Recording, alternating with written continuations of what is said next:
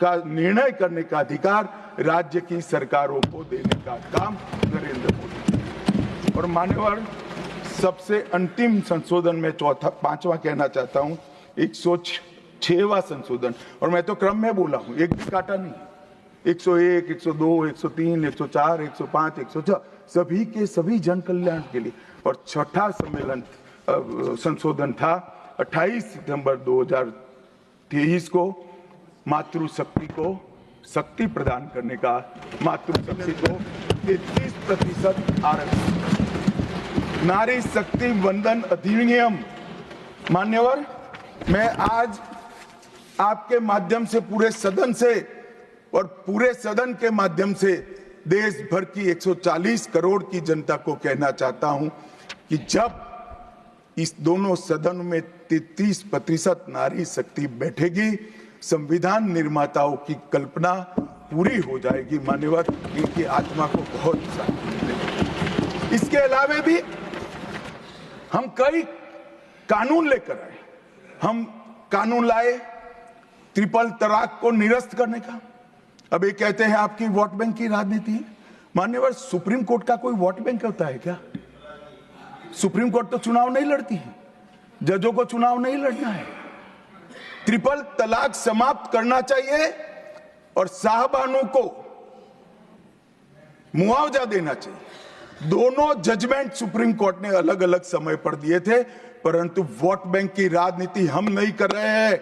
Vote bank की राजनीति कर कर मुस्लिम बहनों के साथ इतने साल अन्याय करने का काम एक कांग्रेस पार्टी ने किया। हमने तो ट्रिपल तलाक समाप्त कर कर मुस्लिम माताओं को, बहनों को अधिकार दिया।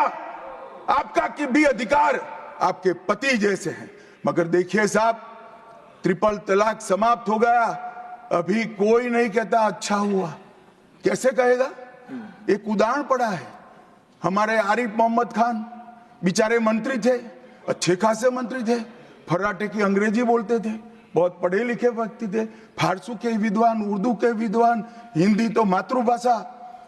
अब उन्होंने कहा कि साहबानों को मुआवजा देना चाहिए। मंत्री पद भी गया, सांसद पद भी गया और बेचारे कई सालों तक संघर्ष करते। कौन बोलेगा? मान्यवर, इनका जो पद्धति है वोट बैंक की पॉलिटिक्स करने की पद्धति है। मान्यवर, 2020 में हम नई शिक्षा नीति लाए। पहली शिक्षा नीति आजादी के बाद आई है जिसका विरोध कम्युनिस्ट भी नहीं कर पाए। बाकी तो शिक्षा नीति आए और कम्युनिस्ट पार्टी विरोध न करे, ऐसा कभी हो सकता है? मुझे भी बड़ा आश्चर्य होगा कि प्रकृति बदल गई है या उनका सोच बदल गया है। खैर, जो भी हुआ, फिर मुझे किसी ने बताया कि आपने इतनी अच्छी शिक्षा नीति लाए हैं कि इसका विरोध करोगे तो लोग उनका विरोध करेंगे, इसलिए विरोध नहीं किया है। मान्यवर, जम्मू कश्मीर में आरक्षण देने का संशोधन विधेयक लाए और 3 नए आपराधिक कानून भी हम लेकर आए। हमारी क्रिमिनल जस्टिस सिस्टम के ये 3 कानून 160 साल बाद पहले अंग्रेजों ने बनाए थे, अंग्रेजों की पार्लियामेंट में बने थे।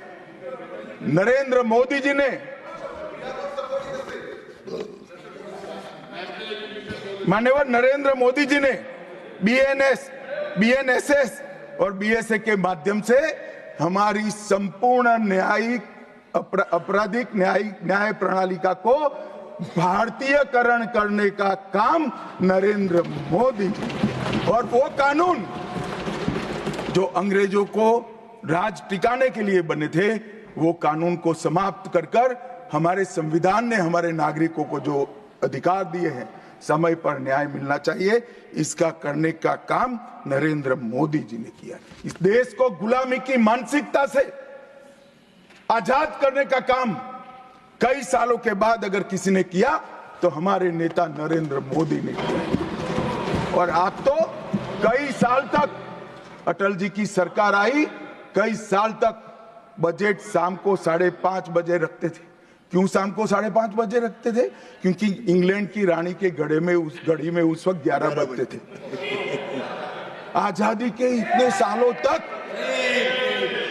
अंग्रेज की रानी के घड़ी से बजट रखने की आदत थी, वो भी किसी ने बदला तो भारतीय जनता पार्टी ने बदला अटल बिहारी वाजपेयी। मान्यवर, संविधान के सम्मान की बहुत बातें हुई है, मगर संविधान का सम्मान सिर्फ बातों में नहीं होना चाहिए, कृति में भी होना चाहिए, कर्तृत्व में भी होना चाहिए और कल्पना में भी होना चाहिए। जब कृति में नहीं है, कर्तृत्व में नहीं है, तो कल्पना में आ ही नहीं सकता। अभी मैंने इस चुनाव में अजीबोगरीब नजारा देखा मान्यवर, अजीबोगरीब नजारा था। आज तक इतने साल चुनाव हुए, किसी ने आम सभाओं में संविधान को लहराया नहीं। संविधान को लहराकर, झूठ बोलकर जनादेश लेने का कुत्सित प्रयास कांग्रेस पार्टी के नेताओं के माध्यम से। मान्यवर,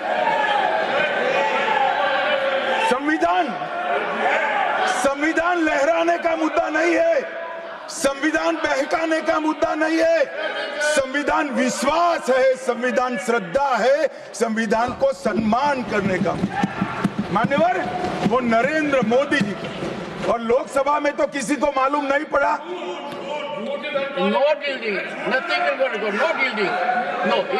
मान्यवर, लोकसभा में तो किसी को मालूम नहीं पड़ा, लोकसभा में तो किसी को मालूम नहीं पड़ा। जागरूकता थी। महाराष्ट्र में भी लहराने के अलावे बांटने गए तो एक पत्रकार के हाथ में भी आ गया, खोला तो मान्यवर पूरा कोरा था, अंदर कुछ लिखा ही नहीं था, प्रीएम्बल भी नहीं था। मान्यवर, इतना बड़ा छल। आपकी बात नहीं कर रहा मैं, ये तो पकड़े जाने के बाद तो सब लोग सुधर जाते हैं। मान्यवर, 75 साल के इतिहास में, संविधान के आयुष्य में, संविधान के नाम पर इतना बड़ा छल मेरे जीवन में तो मैंने ना देखा है ना जाना है। और कारण ढूंढते हैं कि क्यों हारे।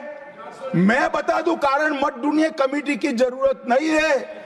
संविधान और आरक्षण करते थे, लोग जान गए कि संविधान फर्जी लेकर घूमते हो तो लोगों ने हरा दिया। मान्यवर, ये प्रति जो लेकर घूमते हैं, इसमें गोखले साहब ने क्या लिखा है वो एक बार पढ़ लें।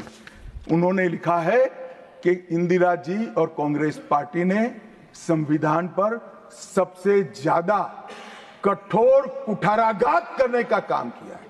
जो प्रति लेकर घूमते हैं ना, उसकी प्रस्तावना में लिखा गया। माननीय अध्यक्ष, माननीय सभापति महोदय, माननीय सभापति महोदय, संविधान कैसे तोड़ा मरोड़ा जा सकता है, इसके भी मैं 2 उदाहरण देना चाहता हूं। हमारे सेना के जवान, सुरक्षा दलों के जवान, वो हमारी मातृभूमि की 1 इंच भूमि पर जान देने के लिए तैयार है। सैकड़ों हजारों लोग शहीद हुए 1 इंच भूमि के लिए। और मान्यवर, किसी को भी भूमि देनी है तो आर्टिकल 1 अमेंड करना पड़ेगा। आर्टिकल 1 में हमारे भूभाग की व्याख्या की गई है, इसको बदलना पड़ता है।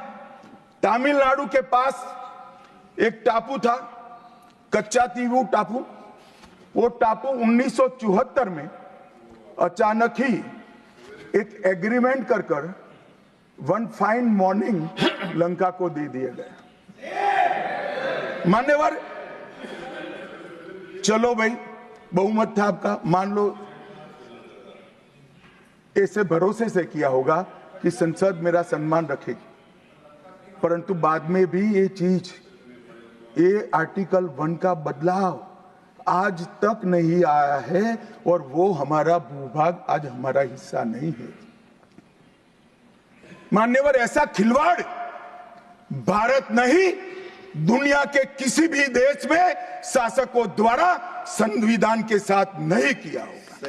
मान्यवर, आप तो अधिवक्ता हैं। 35A को कॉन्स्टिट्यूशन ऑर्डर से, राष्ट्रपति महोदय के ऑर्डर से दाखिल किया गया। अब दाखिल तो हो सकता है, पर कॉन्स्टिट्यूशन ऑर्डर को दोनों सदन की परमिशन चाहिए, जो हमने धारा 370 हटाने के लिए ली। मैं आज कांग्रेस के मित्रों को पूछना चाहता हूं, जो संविधान की दुहाई देते हैं, 35A जब आपने लागू किया, इसके कॉन्स्टिट्यूशन ऑर्डर पार्लियामेंट में कब डिबेट में आया, कब मतदान हुआ, किसने पारित किया?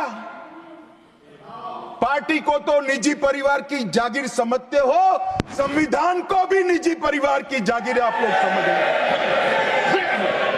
मान्यवर, इतना बड़ा छल देश की 2 संसदों के साथ किया है।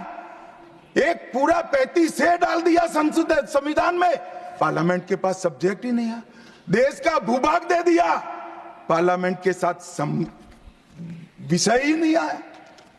किस प्रकार से आपने संविधान के साथ खिलवाड़ किया है, किस प्रकार से आपने देश को चलाया है, ये देश की जनता को आज इस बहस से मालूम पड़ना चाहिए। मान्यवर, आपातकाल अभी बड़ी बड़ी उद्दात भावनाओं का स्टार्ट करने से पहले वीडियो को लाइक कर दें, और दोस्तों चैनल पर पहली बार हैं तो चैनल को सब्सक्राइब जरूर कर लें, और साथ ही में बेल आइकन को ऑल नोटिफिकेशन कर लें, जिससे कि हर वीडियो का नोटिफिकेशन आपको मिलता रहे। और अपना कमेंट जरूर करके बताएं आप कौन से राज्य से इस वीडियो को देख रहे हैं। धन्यवाद।